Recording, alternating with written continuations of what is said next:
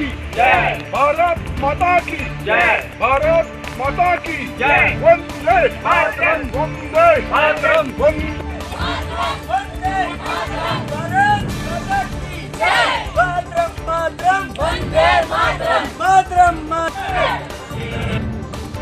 महात्मा गांधी की 152वीं जयंती पर कैप्टन संजय प्राशर के नेतृत्व में स्वाना से गुरणबाड़ तक पद यात्रा निकाली गई। पद यात्रा के समापन अवसर पर नंगल चौक में प्राशर ने कहा कि महात्मा गांधी का गांधीवाद जिंदाबाद है और जिंदाबाद रहेगा। उन्होंने कहा कि महात्मा गांधी ने अहिंसा के मार्ग पर चलते हुए राष्ट्र को पराधीनता की बेड़ियों से आजाद करवाया था। उनके द्वारा दिखाए गए मार्ग पर चलने की आज भी उतनी ही आवश्यकता है। वहीं कैप्टन संजय ने कहा कि हिंदुस्तान की आजादी में महात्मा गांधी ने बड़ी भूमिका निभाई थी। गांधी के कारण ही अंग्रेज भारत को छोड़ने पर मजबूर हुए थे। संदेश एक ही है कि जो महात्मा गांधी जी ने हमको अहिंसा का रास्ता दिखाया और जो सत्य पर चलने की जो ताकत से देश को आज़ाद करने का जज्बा बताया, मुझे लगता है आज के समय में युवाओं को उसके साथ जोड़कर ये जो विचारधारा है इसको अपने आप में संभाल कर संस्कार होने चाहिए। तो हमारे लिए तो महात्मा का जो गांधीवाद था हमेशा उसका जिंदाबाद ही रहा। तो हमारे लिए फ्रंटियर गांधी रहे खान अब्दुल गफ़ार खान, और हमारे जो पहाड़ी गांधी हैं बाबा कांशीराम, आज उनके पोते मेरे साथ हैं। तो मेरा गांव स्वाना में है, तो स्वाना से हम सारे युवा बच्चे वगैरह मिलकर वहाँ से महात्मा गांधी जिंदाबाद करते हुए चल के आ रहे हैं और हमने ये 20 किलोमीटर की यात्रा तय करी। बारिश आई, धूप आई, तो मैं कल्पना करता हूँ उस समय की जब देश गुलाम था और उस समय क्या माहौल रहा होगा। कोई इंफ्रास्ट्रक्चर नहीं था, पैदल कैसे लोग आते होंगे। तो यही कुटीर थी जहाँ पर 1843 तक 1943 तक जो पहाड़ी गांधी जी यहाँ से नारा देते थे कि हमने देश आज़ाद करना है, साहित्य लिखते थे, हिमाचली भाषा में कविताएं लिखते थे। तो कोई मेरे गांव से भी उस समय पैदल आता होगा। तो मैं उसकी अनुभूति करता हुआ अपने साथ इतना बड़ा कारवां हो गया, हमारा जो जुनून है उसको लेकर हम यहाँ प्रणाम करने आए हैं।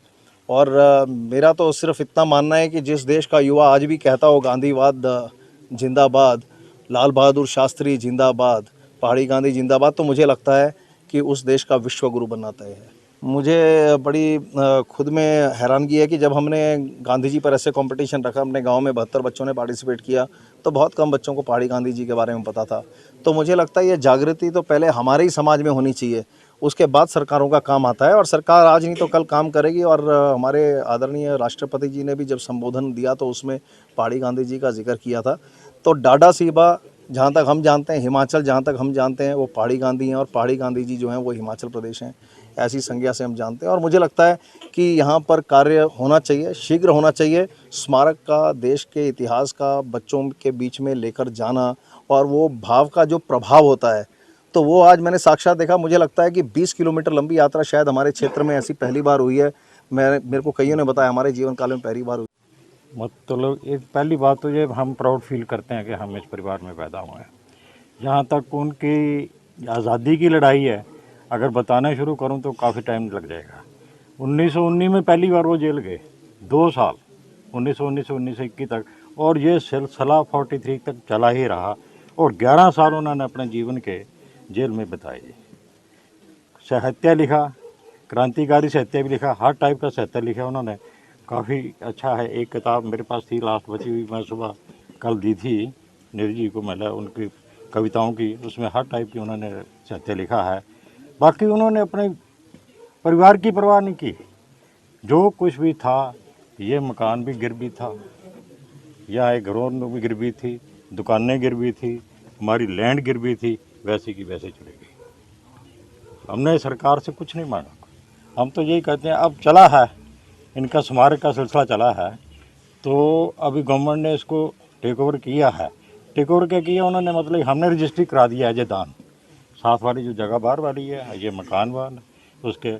लेकिन अभी लेटेस्ट इन्फॉर्मेशन ये आई थी मुझे 15-20 दिन पहले, इस बिल्डिंग का बनाने के लिए 3,14,50,000 रुपया बजट सेंक्शन होने के लिए चला गया, और इसका अलग से गया रेनोवेशन का।